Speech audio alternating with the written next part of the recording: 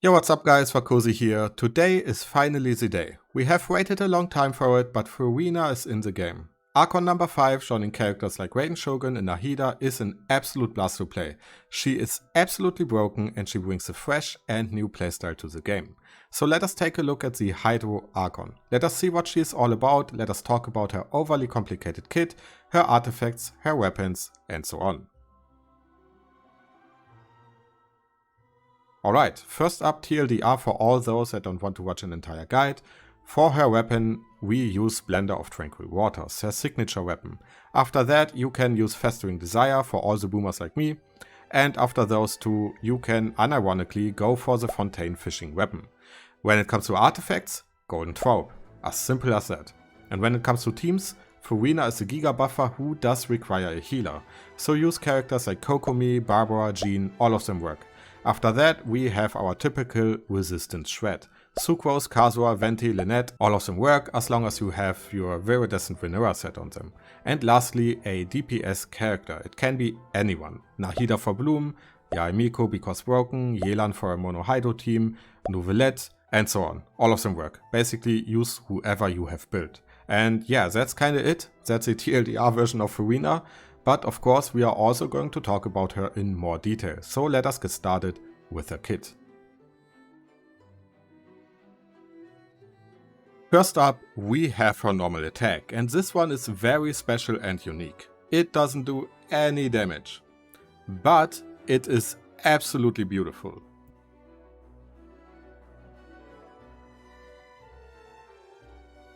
Also, her charge attack allows her to change stances between Penuma and Osea, and that comes into play when talking about her elemental skill.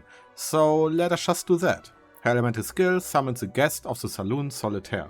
For example, the ball octopus-shaped Gentilhomme Marcher, the bubbly seahorse-shaped Sarwan Tenor Cheval Marais, and the armored crab Mademoiselle Crabelletta. Welcome to the channel, by the way, because all of this is real-time learning. I have absolutely no idea how to pronounce any of these names.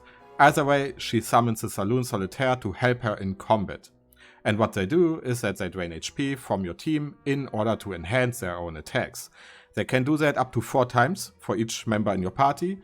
Fortunately, they aren't too greedy when doing so. They will stop draining your HP once your characters fall below 50% HP.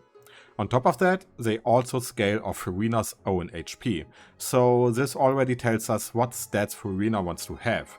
She is an HP based character. Strike a pose.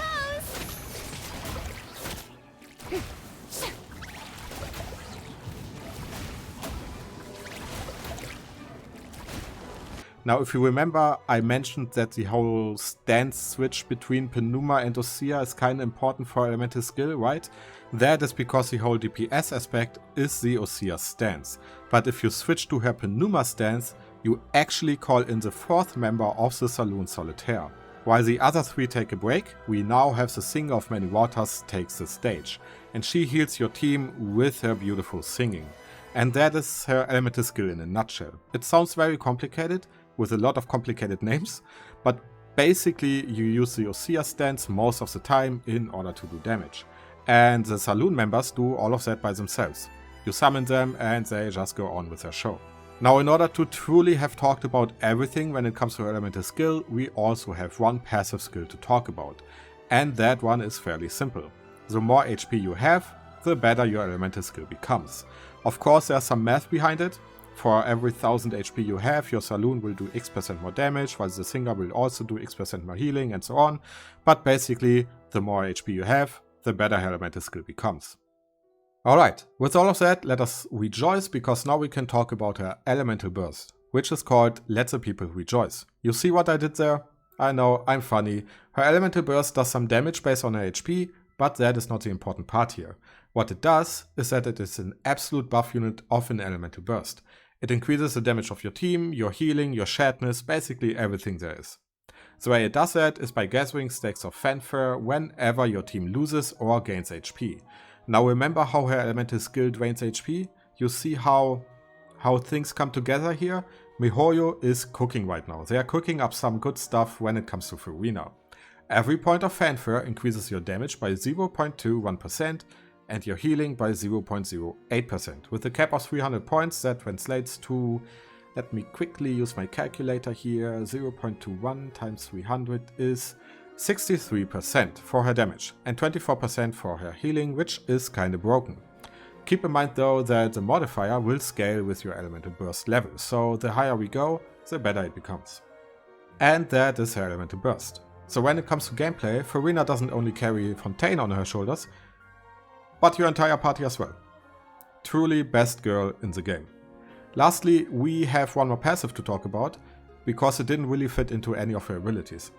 Endless Waltz allows her to heal her teammates for 2% HP every 2 seconds for 4 seconds, whenever another character or healer in your party causes healing.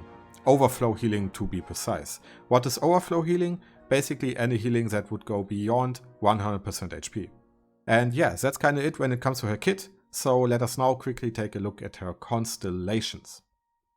Constellation 1 increases the cap of your fanfare by 100 points. On top of that, you immediately gain 150 points when using her elemental burst, so fairly good. Constellation 2 further increases the usefulness of her elemental burst. For every point of fanfare you get that would go beyond the cap, Furina now gains HP, up to 140% bonus HP. And if we remember, Furina is an HP scaling character, so fairly good as well. Constellations 3 and 5 are the same as they always are, so not a whole lot to talk about here. Constellation 4 gives her much needed energy regeneration. Whenever her elemental skill does some damage or healing, you gain 4 points of energy every 5 seconds. And lastly, Constellation 6. This one is a lot to read through, but in a nutshell it makes her normal attack better. She gains a buff called Center of Attention because, you know, she likes attention, and when that buff is active she will do more damage. She will passively heal and so on. The way you activate that effect is by using her elemental skill. As simple as that. And with that we are technically done with most of the guide. We still have her artifacts and weapons to talk about, as well as team composition, but when it comes to the first two it is fairly simple. Why make it complicated when you could also make it easy, right? The artifact set we are going to use in 100% of the cases, all the time, no matter where we are, is a golden trope set. This one is broken for Furina, as simple as that.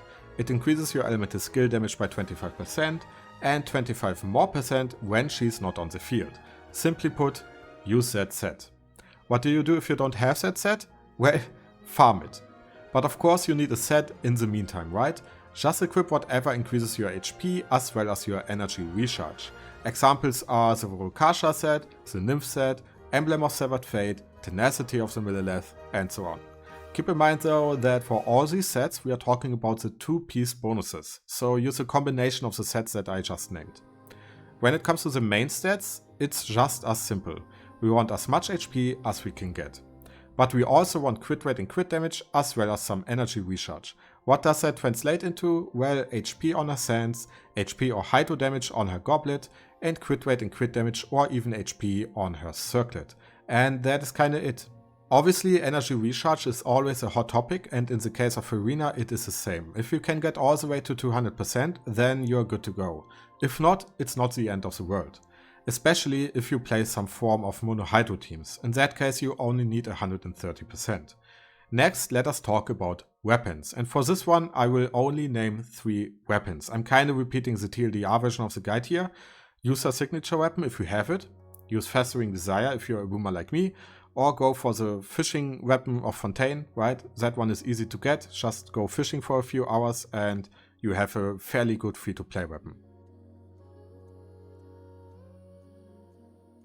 Team composition for Furina is a very simple and unique thing. Lack of words here, I know. She can basically be put into any team there is. Freeze, Burgeon, Bloom, Vaporize, all of it works. So what I will do instead is that I will give you my 2 favorite teams instead. First up we have a mono hydro team. As mentioned before, Furina does need a healer, and that will remain the same for all the other teams you could go for. In our case we can use Barbara or Kokomi. After that we want an animal character with the Viridescent Venera set. I'm going to use Kazuha, but you can also use Sucrose, Lynette or even Venti. And lastly our main Hydro DPS. In my case it's going to be Yelan. but you can also go for any of the other Hydro characters. Jingshou, for example, works really well here.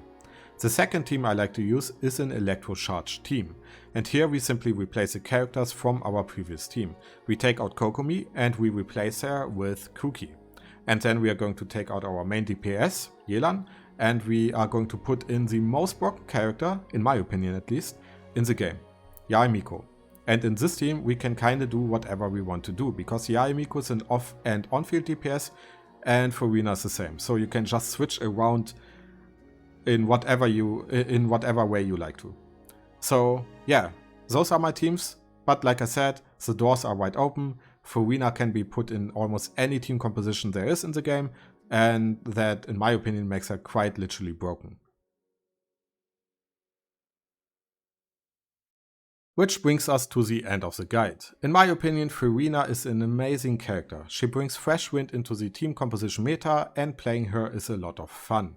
Whoever designed her had one goal in mind: make her good, make her useful, but also make her adorable AF. Of course, she has a few downsides. For example, she does need a lot of energy recharge if you play her outside of a mono Hydro team, and you kinda need to know how to play around her kit, because HP drain can be dangerous, especially in the Spiral Abyss when some enemies tend to one or two shot you. But overall, I'm absolutely happy with her.